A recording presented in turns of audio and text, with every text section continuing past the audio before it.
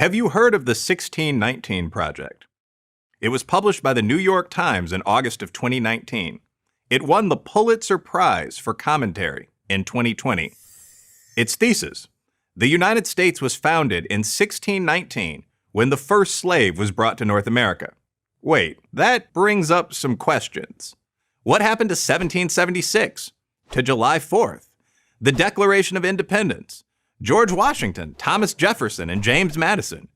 According to the 1619 Project, the Founding Fathers pushed for all that life, liberty, and the pursuit of happiness stuff to protect their slave holdings. Independence from England? That was just a smokescreen. To them, everything that's wrong with America is tied to her original sin of slavery, from segregation to traffic jams. Yes, traffic jams.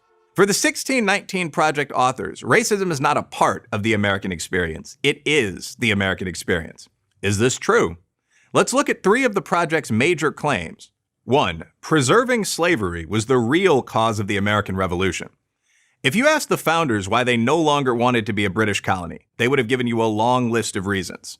Taxation without representation, conflicts over debts from the French and Indian War, and the Stamp Act would be just a few.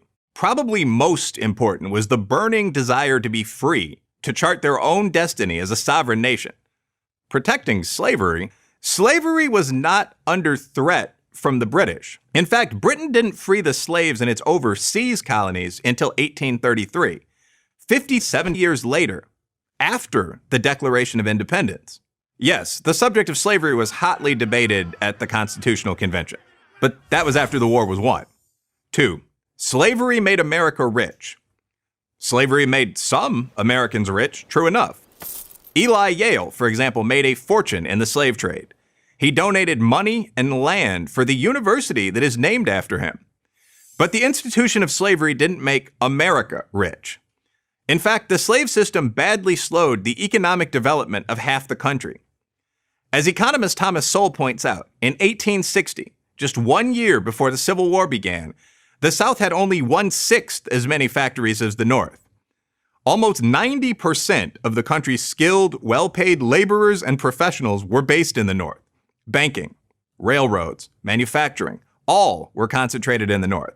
The South was an economic backwater. And the cost of abolishing slavery was enormous, not merely in terms of dollars — Lincoln borrowed billions to pay for it — but also in terms of human life. 360,000 Union soldiers died in order to free 4 million slaves. That works out to about 1 soldier in blue for every 10 slaves freed. It's hard to look at that butcher's bill and conclude that the nation turned a profit from slavery. And many things have happened since 1865. In the almost 200 years since the Civil War, the population of the country has grown almost 900%, and our national GDP has increased 12,000%. Slavery did not make America rich. 3. Racism is an unchangeable part of America. This argument is more philosophical than scholarly, but it undergirds the entire 1619 Project. It's also pernicious because it suggests that the United States is an inherently racist country that can't overcome its flaws. Yet that's exactly what it's done. Today, America is the most successful multiracial country in history, the only white majority country to elect a black president twice. Of course, progress has not always been smooth. There have been terrible setbacks. But to compare American attitudes about race today to America 100 years ago, let alone to 1619, is absurd. Here's a fact that should be better known. 2 million black Africans have come to America as legal immigrants from countries like Nigeria in the last 50 years and have become one of the most successful groups in the country. Why would these folks move to what is often called an evil, racist country? Because unlike many people lucky enough to be born here, they know that America is a land of opportunity for everyone. It's also only fair to note that while blacks have heroically fought for our rights, often against great odds, we haven't done it alone. A vast number of decent whites have also advanced the cause of racial equality. To cite one of countless examples, the U.S. Senate that passed the landmark Civil Rights Act in 1964 contained 98 whites and 2 men of color.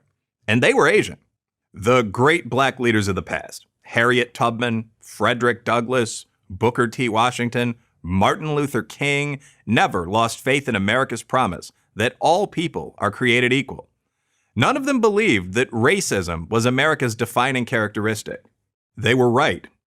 Shortly after the 1619 Project was published, a group of distinguished historians, almost all on the left, wrote a public letter condemning the work. They called it a displacement of historical understanding by ideology. They were right too.